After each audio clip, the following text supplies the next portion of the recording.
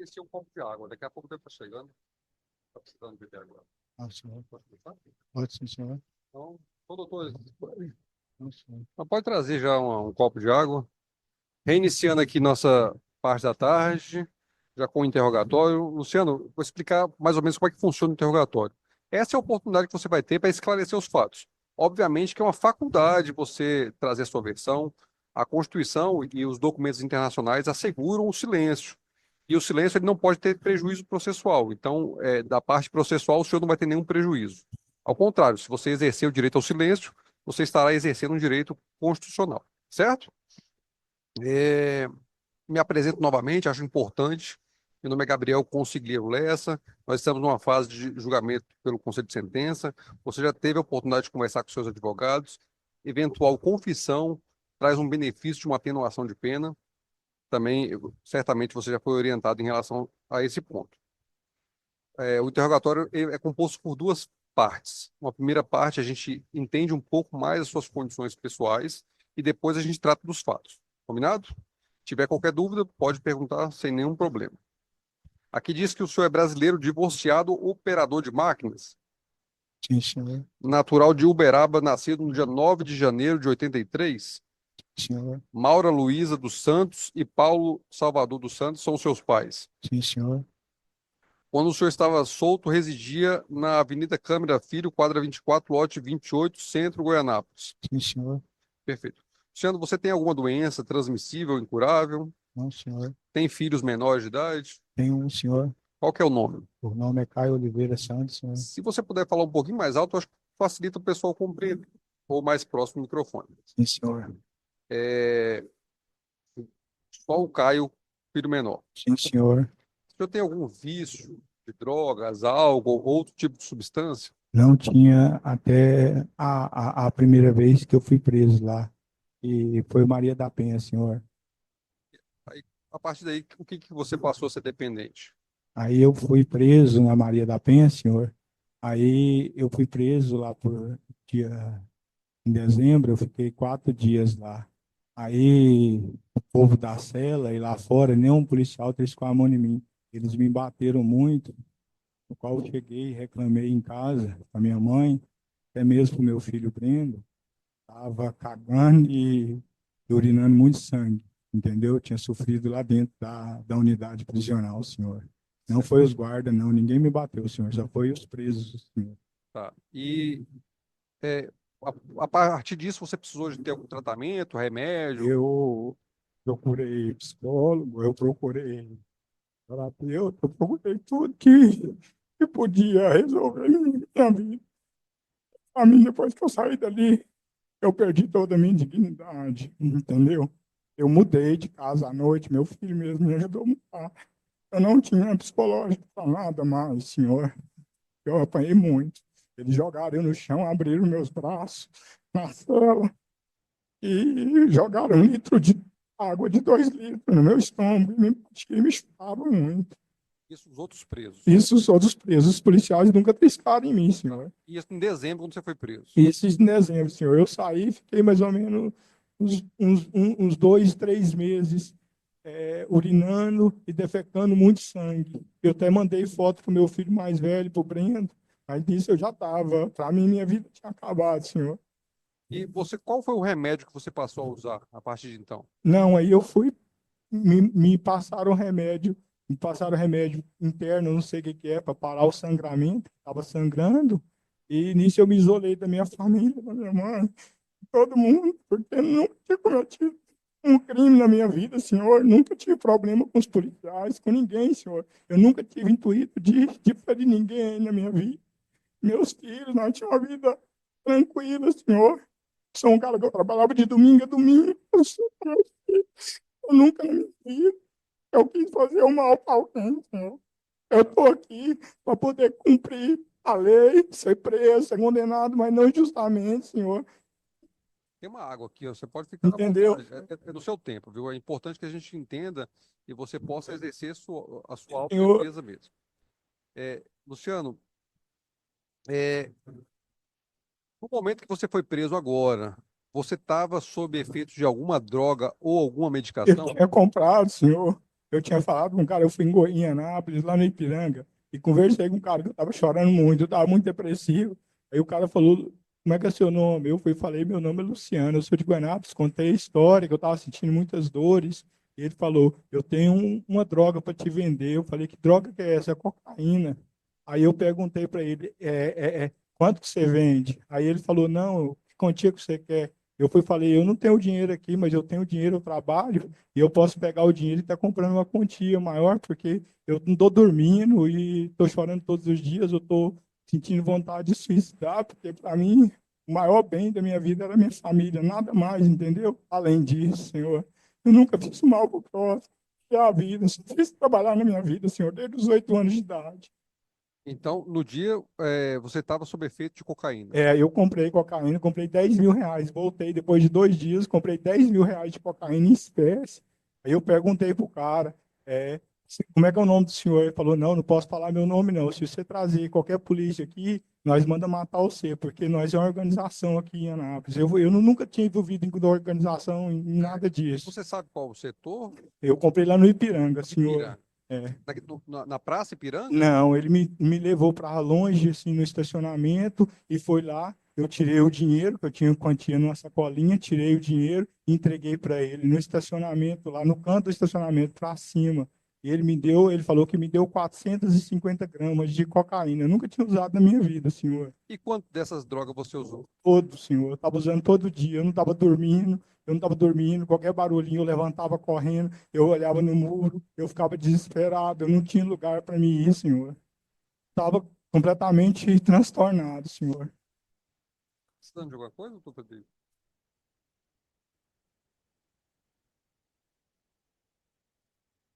Mas, assim, ele tem que exercer esse defesa. E nós nem chegamos aos fatos ainda. É, mas pode ficar tranquilo, pode me perguntar, pedir a palavra, não tem nenhum problema. É, quando você foi preso, e de costume, é isso que acontece. A pessoa é presa e ela é levada até uma audiência de custódia. Você se recorda de ter passado por uma audiência de custódia? Era uma juíza chamada doutora Raquel. Eu fui, senhor, mas não lembro assim não, porque os advogados que eu contratei, eles falaram que não tinha jeito para mim mais e, inclusive, até eu tinha tirado um do meu... Não, só se você se recorda da audiência de custódia. Não, não recordo o dia Porque na não, senhor. audiência de custódia é perguntado ao senhor se você estava usando algum tipo de droga ou remédio. E na época o senhor respondeu, salvo engano, negativamente.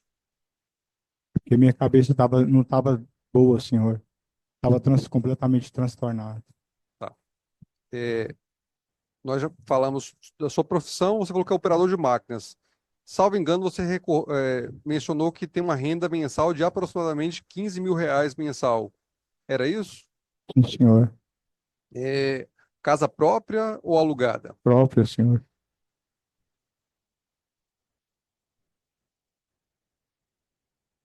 Você já respondeu algum outro tipo de processo é, diverso da Gislaine? Que eu lembro, não. Não? É, nesse período que você foi preso e você alegou ter sofrido esse tipo de agressão, você ficou preso aonde? Eu fiquei preso em Anápolis, Em senhor. Anápolis. Você sabe indicar o nome de alguém que praticou esse fato contra você? Não, E você senhor. tem interesse que seja apurado esse fato? Não, senhor. Quando você foi presa, no caso que hoje estamos julgando, você sofreu algum tipo de tortura, ameaça por parte de agentes públicos, Não, senhor. Não, trataram policiais, eu bem, policial senhor. penal? Trataram eu bem, senhor. Todo Algum mundo. tipo de agressão você sofreu? Não, senhor. Certo. Durante o seu interrogatório na delegacia, você foi acompanhado por um advogado?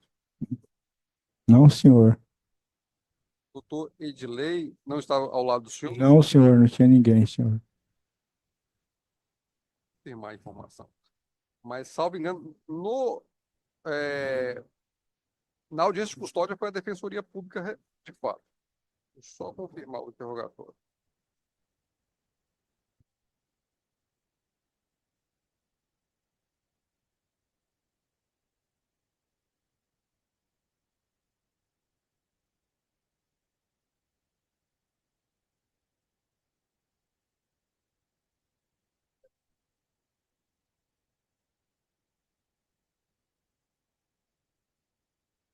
Você gostaria de trazer alguma versão para mim sobre os fatos que aconteceu? Não, senhor. Você quer responder algumas perguntas do promotor e do assistente de acusação? Não, senhor. Você quer responder alguma pergunta dos seus advogados? Sim, senhor. Pois não. Respeitando, então, esse direito do senhor, concedida a palavra à Posso, doutora, inicialmente, a doutora Gabriel. posso passar para ele, senhor? Pode fazer cadeira, fica à vontade. Licença. Boa tarde, Luciano. Boa tarde. Luciano, antes de mais nada, o senhor está disposto a responder toda e qualquer pergunta dos 7 jurados que irão te julgar? Sim, senhor. Certo? Seu intuito é esclarecer o que aconteceu. Esclarecer, sim, senhor. Entendi, Luciano. Em algum momento, Edson, antes de eu te perguntar sobre os fatos, em algum momento o senhor chegou a negar isso que estão te acusando aqui hoje? Não, senhor. Negou as coisas que eu não fiz, senhor. As coisas que eu fiz, eu neguei desde o primeiro dia. Porque a partir do dia que eu fiz isso aí, eu fui enterrado vivo. Eu não queria tirar a vida de ninguém. Pode virar um pouquinho, por favor, só para que os Eu não queria tirar a vida de ninguém, não, senhor. jurados tenham acesso. Então, assim, eu te questiono, como que aconteceu, como que estava a sua relação com a Gislane, como que era essa situação, por favor? Antes de nós falar, senhor. Fala assim, até chegar no ponto que chegou aí. Luciano, vamos já seguir aqui do momento em que você vem preso ali da medida protetiva, a defesa quer questionar você se anterior a essa medida, né, se você ficou quantos anos com a vítima? 19 anos. Durante esses 19 anos, ocorreu outras medidas protetivas dela contra o senhor? Eu sei só uma só, é porque ela fez, depois ela tirou. Inclusive, aí ela tirou e logo depois essa veio e o senhor foi preso. Foi preso. Entendi. Sim, senhora. E o senhor falou que dentro da cadeia ali você passou por várias situações e isso mexeu com o seu psicológico. Eu fiquei transtornado, senhora. Eu queria morrer. Eu tentei tirar minha vida por algumas vezes, porque Com toda essa situação ali que você passou, né, ali após, você, né, qual foi o seu sentimento naquele momento ali, como que você chegou até a casa vamos pro dia dos fatos, aquele dia ali, o que te levou a ir até ali a casa da vítima? eu estava completamente drogando. Tinha mais ou menos uns 11, 12 dias que eu não dormia, não conseguia dormir. Estava usando droga, muita droga mesmo. Nunca tinha usado na minha vida. Fiquei transtornado, não comia, estava completamente fora de si. E nisso chegou pessoas falando muita coisa. Olha o cara na sua casa lá, tirando foto lá no seu quarto. Chegaram E pra você, chegar, pessoas te mostraram fotos dela com ele. mostraram foto dentro do quarto, lá e postando as coisas, e estava fazendo relação sexual, a janela aberta não, As pessoas te paravam na rua para te falar isso. parou na rua para falar isso. Momentos antes de eu sair de casa completamente transtornado. Nesse momento em que você sai da sua casa, né, e você troca de carro com seu filho, você estava armado? Não, senhora, nunca andei com arma. Nesse momento, qual momento que você foi abordado na rua que te mostraram um vídeo deles cozinhando na sala ali, na cozinha da sua casa e falaram que eles estariam juntos? A hora que eu estava na casa da minha mãe, eu fui e esqueci minha carteira em casa. Eu e minha namorada foi pegar minha carteira para nós comer alguma coisa na rua, que nós estávamos com fome. Quando ela abriu o portão, parou um motoqueiro na rua e falou: Luciano, o que está acontecendo lá na sua casa? Depois disso aí, eu perdi completamente a cabeça, fiquei desesperado com meu filho. Eu não sabia quem estava lá na casa. E meu filho de menor estava lá. E nisso eu saí, deixei a namorada lá na casa da minha mãe, saí completamente desorientado. Fui na casa do meu filho, na namorada dele, do Brendo, peguei o carro dele e fui para tirar meu filho. Porque para mim, uma situação daquela ali era inaceitável. Porque meu filho é adolescente e ainda era cedo, entendeu? Só fui somente tirar meu filho. Eu não pulei, não bati porta, não quebrei porta, não fui arrombar. Nunca tive o intuito na vida de matar, tirar a vida de nenhum ser humano na minha vida. Tanto é que eu nunca nem briguei. Luciano, Nesse momento, você entra ali na residência.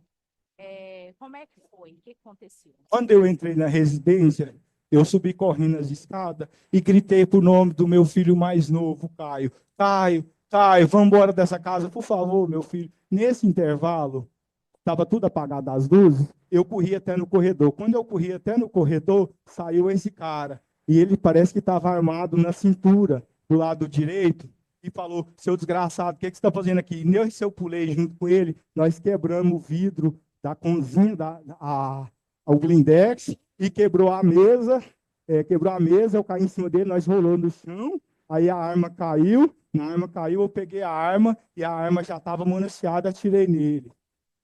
Esse vidro que quebrou a mesa com vidro. Foi uma luta corporal. Foi a luta corporal. Uma luta Você corporal. Que ele pulou em cima de mim. Na hora eu pulei em cima dele. O momento que eu tive é poder tirar a arma dele, que ele ia atirar em mim, senhora.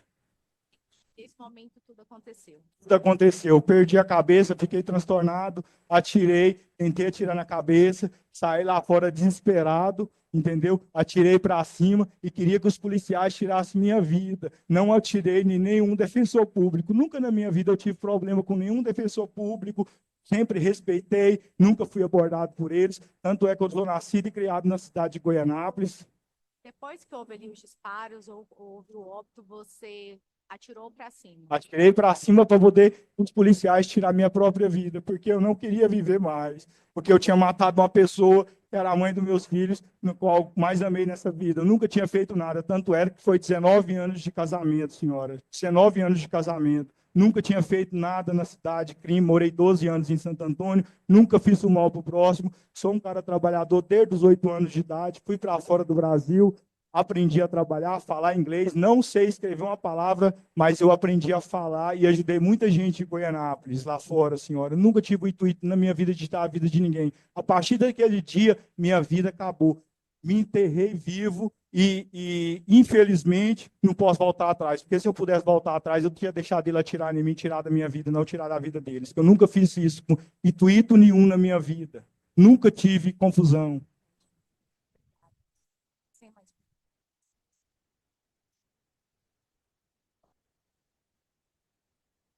Tem alguma pergunta? Só relendo aquela combinado da moderação. Pode encerrar a gravação. Só mais uma pergunta. Claro. Luciano, tem algo que você queira dizer ao Conselho de Sentença, aos jurados que vão te julgar aqui hoje? Eu estou aqui, senhores. Eu sei que eu fiz um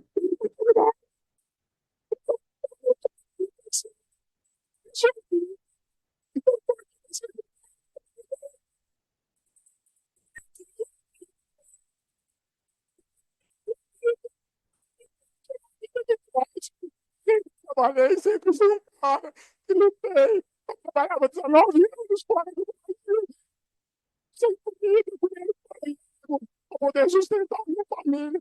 Dar uma vida digna para eles. Vocês nunca viram em bar, nunca viram envolvido em confusão, nunca viu nada. Eu não estou aqui, passei inocentado. Eu tenho que ser condenado. Não importa para minha cadeia. Eu posso, qualquer hora, eu sofrer. Filha desse homem que não tinha nada a ver, me perdoa, meus filhos, a partir da minha eu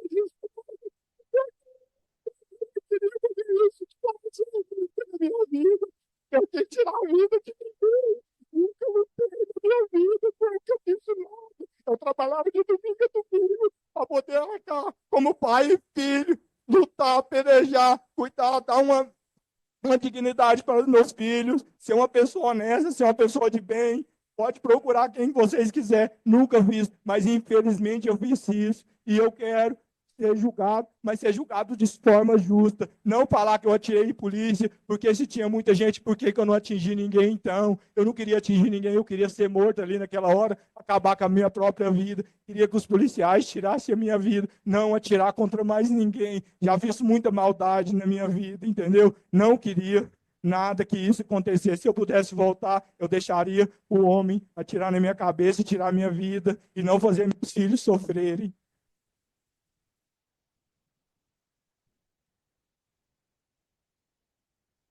São o tempo, julgamento longo, Eu, antes de fazer a leitura, a impressora ainda, da meu sala não funcionou, ainda vai ser feita a impressão aqui, mas algumas advertências iniciais. Peço que, durante a leitura da sentença, evitem muita manifestação. Eu sei e compreendo que, em alguns casos, é um pouco complicado. A Polícia Militar está aqui e não seria adequado que acontecesse qualquer coisa, qualquer incidente. Hoje é um julgamento importante para a cidade, para os senhores familiares, familiares da vítima, familiares do acusado. Então, se eu precisar tirar alguém, é muito inconveniente. Então, eu peço esse respeito e essa contenção. Novamente, sabendo que nem sempre é muito fácil.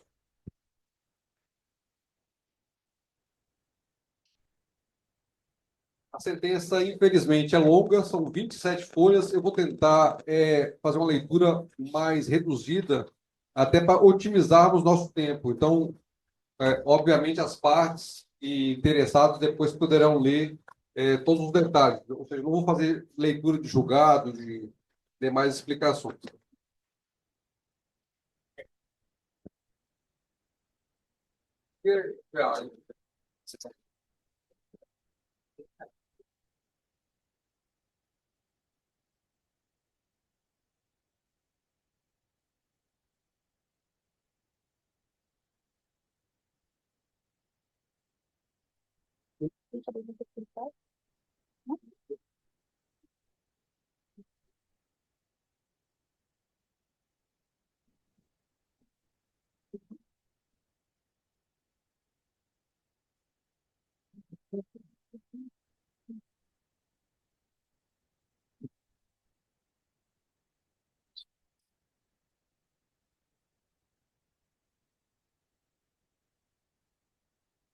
Mais um pedido.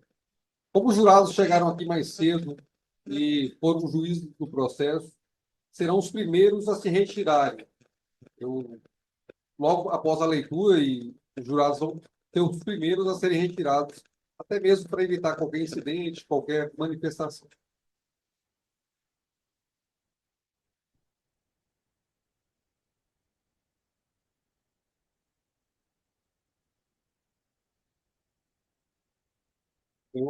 Então, senhores, vou começar uma breve leitura. Obviamente, vou tentar reduzir ao máximo e um breve relatório. O Ministério Público do Estado de Goiás ajuizou a ação penal em desfavor de Luciano Luiz Santos, tem a qualificação dele e as imputações, não é necessária a leitura. Mencionou-se na denúncia, seguiu-se a pronúncia, o fato refere-se ao dia 10 de fevereiro de 2024, por volta de 21 horas e 50 minutos, na Rua da Fartura, esquina com a Avenida Câmara Filho, nessa cidade. O denunciado teria agido dolosamente, ciente da ilicitude da sua conduta, e matado, prevalecendo-se das relações domésticas em razão da condição do sexo feminino e por motivo torpe e mediante recurso que impossibilitou a defesa da vítima, a sua ex-companheira Gislane Silva de Oliveira, ao desferir disparo de arma de fogo. Mencionou-se ainda que a prática do delito agiu dolosamente, ciente da licitude, descumpriu medida protetiva de urgência exarada nos autos 5858018-20. Destacou ainda que, nas mesmas circunstâncias de tempo, agindo dolosamente ciente da licitude, o denunciado matou por motivo torpe e, mediante recurso que impossibilitou a defesa da vítima, João Paulo de Deus Nascimento Tibúrcio, ao desferir disparo de arma de fogo, causando-lhe os ferimentos, no qual consta a morte ocorreu por traumatismo, trauma cranulocefálico, decorrente da ação. Por fim, consignou-se que, no mesmo contexto, agindo dolosamente e ciente da ilicitude, para assegurar a impunidade dos crimes anteriores, tentou matar os policiais militares Rogério José Pinto e Elson Alves dos Santos. A delimitação, a pretensão foi acolhida na primeira fase do procedimento escalonado do júri, sendo pronunciado nos incursos das disposições ora destacadas, e hoje submetida a julgamento perante o Tribunal do Júri. A ilustre representante do Ministério Público e o assistente de acusação postularam a condenação do Luciano Luiz nos moldes da decisão de pronúncia. Por seu turno, a defesa do acusado Luciano rogaram pelo reconhecimento do privilégio dos crimes de homicídio qualificado consumado. Adiante, requereram o reconhecimento da legítima defesa em face da conduta praticada contra a vítima João Paulo e ainda pugnou pelo afastamento da qualificadora do motivo torpe dos delitos consumados. A frente requestou a absolvição dos crimes de homicídio tentado contra os policiais. Esse é o breve relatório do processo. Então, seguindo a fundamentação, submetida às votações, os senhores jurados votaram a primeira série. E sendo sucinto, passando ao dispositivo, que eu acho que é o que interessa, acolhendo o veredito soberano do Tribunal do Júri, expressado pelo exegrégio Conselho de Sentença, conforme artigo 5º, inciso 38 da Constituição Federal, julgo procedente o pedido popular da pretensão para condenar Luciano Luiz Santos, devidamente qualificado nos autos, nas sanções do artigo 121, parágrafo 2º, inciso 1º, motivo torpe, inciso 4º, mediante recurso que possibilitou a defesa da vítima, inciso 6º, feminicídio do Código Penal contra a vítima Gislene. E o artigo 121, parágrafo 2º, inciso 1º, motivo torpe, e inciso 4º, mediante recurso que possibilitou a defesa da vítima do Código Penal contra a vítima João Paulo. Aplico o artigo 71, parágrafo único, continuidade específica em relação a esses delitos. E também condeno o mesmo sentenciado nos moldes do artigo 121, parágrafo 2º, inciso 5, assegurar a impunidade de outro crime, e inciso 7º, contra agente descrito no artigo 142 e 144 da Constituição Federal, no exercício da função, duas vezes na forma do artigo 71, parágrafo único, igualmente continuidade específica, todos do Código Penal. E, por fim, condeno Luciano no artigo 24A da Lei Maria da Penha, descumprimento de medida protetiva contra a vítima Gislene, passando à dosimetria em respeito ao critério trifásico. Na primeira fase, entendo que deve ser valorada desfavorável à culpabilidade. Considero que, uma vez extraído do acervo probatório, que o acusado Luciano teria agido de forma premeditada na prática do ilícito, haja vista que o denunciado, com manifesta intenção homicida e sabendo que a vítima Gislene estava em sua residência com seu atual namorado, trocou seu veículo com seu filho somente para pegar o controle da entrada no interior do carro, com o fito de abrir o portão da casa da ofendida Gislene e praticar o crime. Logo, constata-se que a premeditação demonstra uma maior intensidade no elemento subjetivo, justificando um recrudescimento nessa fase. Antecedentes destacam que o réu não ostenta maus antecedentes, embora possua outras ações criminais. E o faço seguindo a súmula 444 do Superior Tribunal de Justiça. A conduta social, igualmente, não há elementos robustos para aferi-la, em razão da qual deixo de apreciá-la nesse momento. Quanto à personalidade, considero desfavorável, eis que descumpriu reiteradamente medidas protetivas de urgência, comprovado pelo meio do IAC, evento 256, assim como os relatos das testemunhas e informantes em plenário, demonstram desrespeito e desprezo do acusado tanto pela mulher, sua ex-companheira Gislene, e para o sistema de justiça. Sobremais, as condutas do denunciado confirmaram o destemor do denunciado Luciano, haja vista que, apesar da imposição de proibição de aproximar da vítima Gislene, o réu desprezou da referida medida de maior proteção com o fim de efetivar o seu objetivo de matá-la. Nesse sentido, menciono o julgado recente do Superior Tribunal de Justiça. Motivos do crime foram valorados negativamente pelo Conselho de Sentença. Seguindo quanto às circunstâncias, considero desfavoráveis por demais gravosas, uma vez que, a partir da autorização judicial pela quebra de dados, conforme indica o evento do processo, foi extraído do celular do acusado Luciano um vídeo gravado por ele das vítimas Gislene e João Paulo, já em solo e feridos pelos disparos de arma de fogo, tendo denunciado, inclusive, reverberado os motivos do crime e chutado a cabeça da vítima João Paulo, sendo que, ao final da gravação, ainda encaminhou à mídia a sua genitora, o que, sem dúvida, causou um intenso abalo psicológico à família das vítimas, a partir da publicação da mídia a terceiros. Consequências considero desfavoráveis, eis que indeléveis por toda a família da vítima Gislene, notadamente para os seus filhos em comum com o acusado, ambos adolescentes da época dos fatos, inclusive estando o filho mais novo dentro da residência no momento em que ocorreu o crime, os quais conviverão para sempre com a dor da perda da genitora de forma tão prematura e brutal, trazendo inclusive reflexos negativos na tranquilidade e no psicológico de seus descendentes. O comportamento da vítima considero neutro e assim totalizo uma pena base, adotando o critério de 1/8 de um intervalo de pena em 21 anos de reclusão.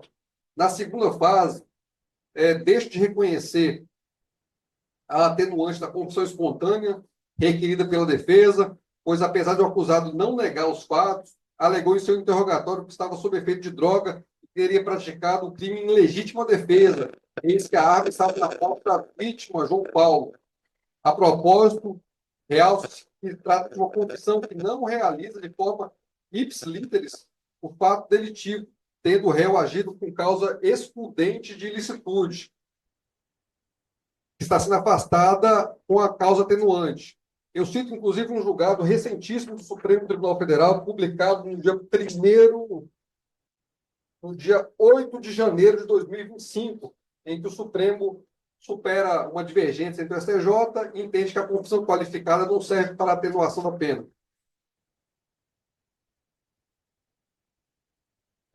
Seguindo, havendo pluralidade de qualificadoras, uma delas deve ser utilizada para tipificar abstratamente o delito e as demais lançadas na segunda fase.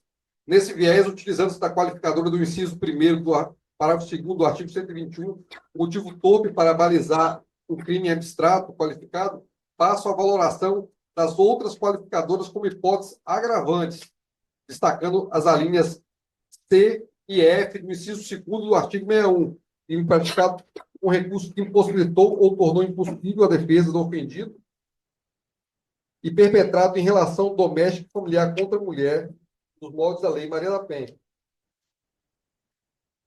Sintetizando, utilizo o critério de 1/6, conforme jurisprudência, e totalizo a pena intermediária em 28 anos de reclusão. Não existindo causa de aumento ou diminuição, fica definitivamente fixado 28 de reclusão em relação a esse delito. Quanto ao delito praticado contra João Paulo de Deus, as razões da culpabilidade e as valorações são similares, com a ressalva das especificidades da Gislene. Então, é valorado negativamente apenas a culpabilidade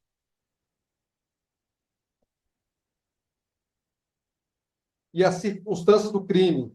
E assim, utilizando o mesmo critério de 1/8 e evitando a leitura para evitar a tautologia, fixa-se uma pena base de 16 anos e 6 meses de reclusão. Na segunda fase, com as mesmas razões, afasto a atenuação da confissão espontânea, utilizando a mesma técnica já consagrada na doutrina, utilizo uma qualificadora para alterar a pena base e a outra como causa agravante. Então, nesse viés, utilizando a qualificadora do motivo todo para balizar o crime abstrato, passo a valorar a outra qualificadora, do inciso 4º, como hipótese agravante, crime praticado com recurso que dificultou ou impossibilitou a defesa do ofendido. Nessa forma, é agravado 1/6 da pena fixada, totalizando 2 anos e 9 meses a mais da pena base, chegando a uma pena intermediária de 19 anos e 3 meses de reclusão. Não existindo causa de aumento ou diminuição, fica definitivamente condenado em relação a esse fato pela pena de 19 anos e 3 meses de reclusão. Foi utilizada uma técnica da continuidade delitiva específica do artigo 71, parágrafo único, mais benéfica à defesa, faço justificativas doutrinárias e explicação quanto a isso. No entanto, considerando as circunstâncias negativas, eu utilizo a pena em relação à vítima Gislene e adoto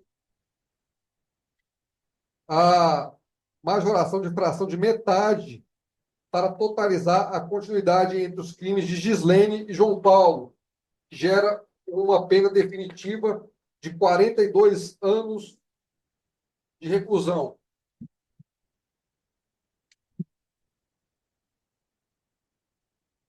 Passo, então, aos delitos contra os policiais militares Rogério. Entendi que a culpabilidade é neutra, os antecedentes da mesma forma, conduta social também não existem razões, personalidade deixei de valorar em relação aos crimes em relação a ele, circunstâncias igualmente neutras, consequências próprias do tipo. Então, fica fixada a pena base do mínimo legal, 12 anos de reclusão. Na segunda fase da dosimetria, utilizando o mesmo critério doutrinário anteriormente destacado, é utilizada uma qualificadora para alterar o preceito secundário, a pena base, e a outra como agravante. Então, nesse viés, utilizando a qualificadora do inciso 7º do Código Penal, do parágrafo 2º do artigo 121 do Código Penal, para balizar o crime abstratamente como qualificado, passa a valorar a outra qualificadora do inciso 5, parágrafo 2º do artigo 121 como causa agravante. Dessa forma, em razão da incidência da agravante, considerando a pena fixada, agrava 1/6, totalizando um aumento de 2 anos, o que redimensionando a pena intermediária para 14 anos de reclusão.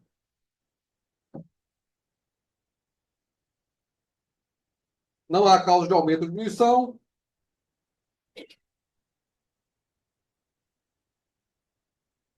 Perdão. Não há causa de aumento, entretanto, há causa de diminuição da pena concernente à tentativa. Utilizo a redução máxima, até seguindo o julgado e sendo mais favorável à defesa. Então, reduzo numa aplicação de uma redução de 2/3, passando a pena totalizada para 4 anos e 8 meses de reclusão. Em relação à vítima Elson, são idênticas as circunstâncias, evito qualquer repetição aos senhores, igualmente, a pena fixada em 4 anos e 8 meses. E, seguindo a mesma sorte da continuidade delitiva específica do artigo 71, entendo que, em relação a esses dois delitos, é suficiente a aplicação do patamar de 1/3. Dessa forma, estando caracterizada a continuidade específica e tendo em vista que as penas foram dosadas em patamares iguais, fixo a comparação de 1/3, uma das penas em 4 anos e 8 meses, o qual fica sentenciado definitivamente condenado a pena de 6 anos e 2 meses e 20 dias de reclusão. Por fim, quanto ao crime de descumprimento de medida protetiva, entendo que a única circunstância desfavorável é a própria circunstância do crime. Considero desfavorável, porquanto, não obstante a imposição judicial de proibição de aproximar, a providência foi absolutamente desprezada, culminando na trágica morte da vítima e do seu atual namorado/companheiro.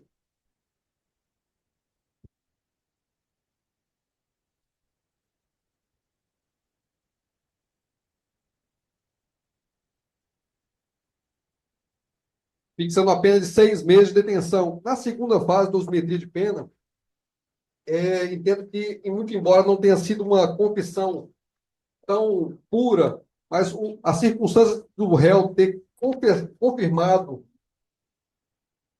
que entrou no imóvel da vítima, por si só, é intuitiva a confissão em relação ao crime de descumprimento de medida protetiva. E assim reconheço, em favor da defesa, igualmente, essa atenuação, passando a dosar a pena em 3 meses de detenção. Não existindo causa de aumento ou diminuição, fica definitivamente condenado a pena de 3 meses de detenção. Chegando ao somatório, senhores, tendo em vista que o réu Luciano, mediante mais de uma ação, praticou 5 delitos, caracterizou-se o concurso material, conforme dispõe o artigo 69, uma vez faz necessário aplicar as penas de forma cumulativa, exceto os casos envolvendo as penas de natureza diversa, reclusão e detenção. Tanto que o artigo 69, por parte, estabelece que, aspas, no caso de aplicação cumulativa de penas de reclusão e detenção, executar-se a primeira aquela. Portanto, soma as penas de 42 anos de reclusão, continuidade específica em relação aos homicídios qualificados, e 6 anos, 2 meses e 20 dias, continuidade específica dos homicídios tentados. Assim, considerando a pena de detenção por descumprimento da medida protetiva, resta totalizada uma pena final de 48 anos e 2 meses e 20 dias de reclusão, bem como 3 meses de detenção. O regime inicial é fechado, trago a exposição e o fundamento em relação ao crime de descumprimento de medida protetiva, considerando que o preceito secundário traz a punição como detenção, fixa o regime aberto em relação a essa fase executória, inaplicável a conversão quanto às medidas restritivas, igualmente incabível a aplicação do artigo 77, que não se revela pertinente ao caso. Passando a analisar a fixação de indenização, e destaco julgados em relação a esse fato, essas circunstâncias, e sendo bem direto quanto ao ponto, entendi que a fixação de R$ 100 mil para cada família das vítimas, como um mínimo de indenização, se mostra suficiente. E nesse ensejo, estou deferindo o arresto de bens formulados na peça acusatória, nos termos do artigo 136 do Código de Processo Penal, determinando a expedição de ofício ao registro de imóvel para averbação em nome dos imóveis em nome de Luciano. Nega o seu direito de recorrer em liberdade, entendo que as mesmas circunstâncias que ensejaram a sua prisão preventiva se mostram inalteradas. Defiro a detração pelo tempo que já está preso provisoriamente. E um ponto a ser destacado antes do final, e entendo que o réu possui incapacidade do exercício do poder familiar em relação ao filho adolescente. Se diz que a condenação criminal pode ser um efeito que ultrapassa a execução forçada da sanção imposta.